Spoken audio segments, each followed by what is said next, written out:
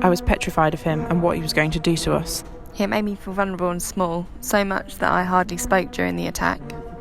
We just wanted him to leave us alone. He even threatened to break my neck at one point. I held hands with my partner and he was calling us names and homophobic slurs. Since the incident happened, I'm anxious to go out at night or even during the day sometimes. I find it really difficult to go into Manchester. It's like every ounce of control and safety I had in my life has been stripped from comfort.